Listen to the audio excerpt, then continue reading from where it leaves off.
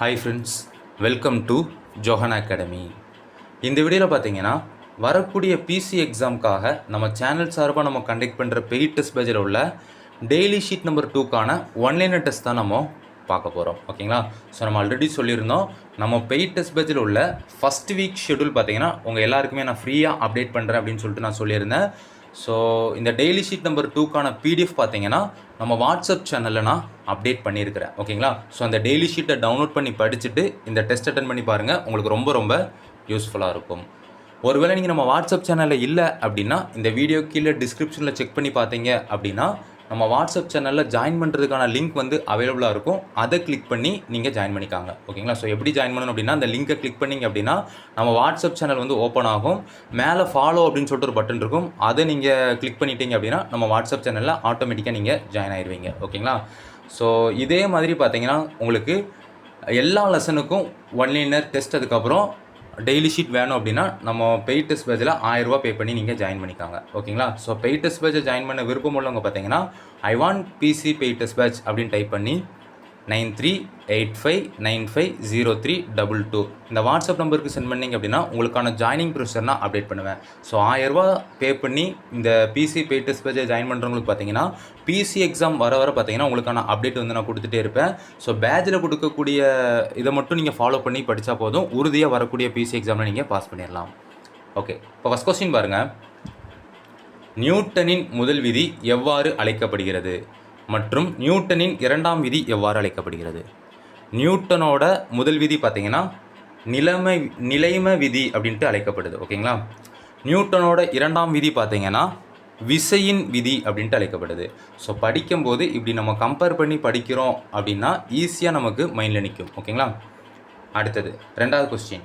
புவியீர்ப்பு முடுக்கத்தின் சராசரி மதிப்பு மற்றும் நிலவில் ஈர்ப்பு முடுக்கத்தின் மதிப்பு. இந்த புவியீர்ப்பு முடுக்கத்தோட சராசரி மதிப்பு என்ன அப்படின்னு பார்த்தீங்கன்னா 9.8 மீட்டர் வினாடி இன்வெர்ஸ் 2.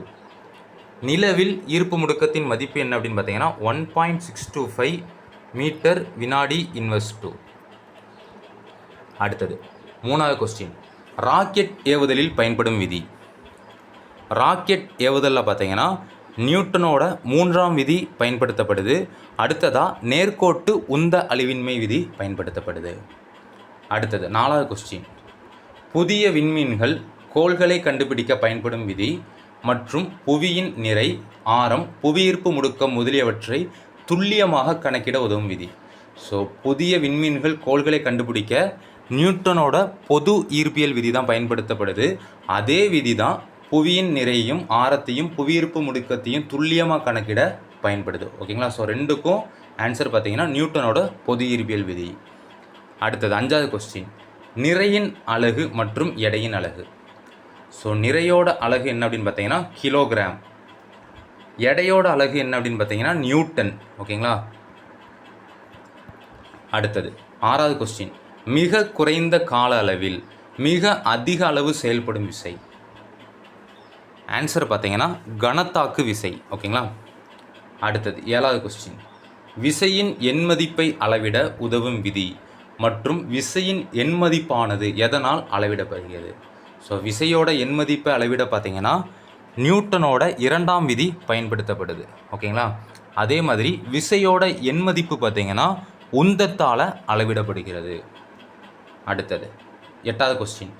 விசையின் எஸ்ஐ அலகு மற்றும் சிஜிஎஸ் அலகு. விசையோட எஸ்ஐ அலகு பார்த்தீங்கன்னா நியூட்டன். ஓகேங்களா? இதே விசையோட சிஜிஎஸ் அலகு அப்படின்னா டயன்.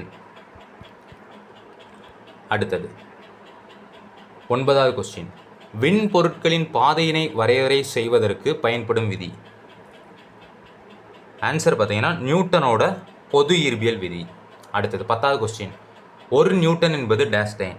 ஸோ ஒரு நியூட்டன் அப்படின்னா 10⁵ டைன். அடுத்தது 11வது கொஸ்டின். இயங்கும் பொருளின் நிறை மற்றும் திசைவேகத்தின் பெருக்கற்பலன். ஸோ இயங்கும் பொருளோட நிறை மற்றும் திசைவேகத்தின் பெருக்கற்பலன் பார்த்தீங்கன்னா உந்தம். அடுத்தது விசையினை வரையறுக்கும் நியூட்டனின் விதி மற்றும் பொருட்களின் நிலைமத்தை விளக்கும் நியூட்டனின் விதி.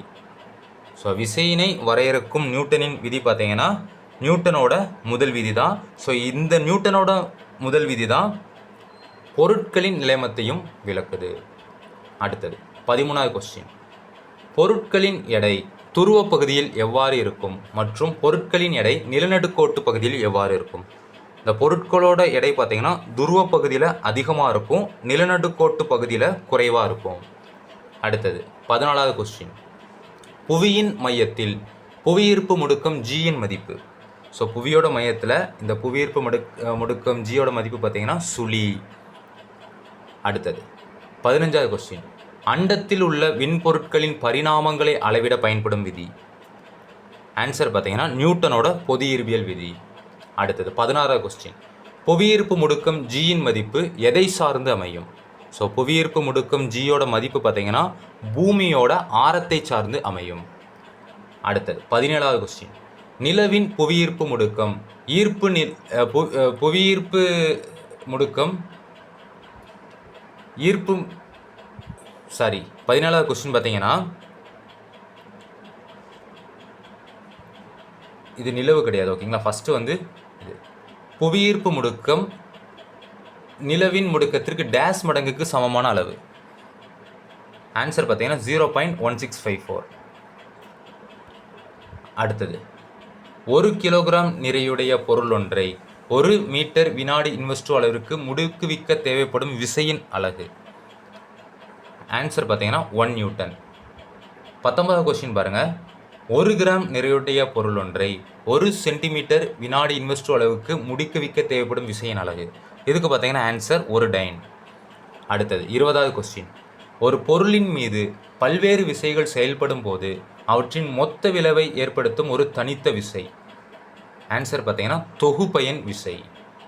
அடுத்த 21வது கொஸ்டின்.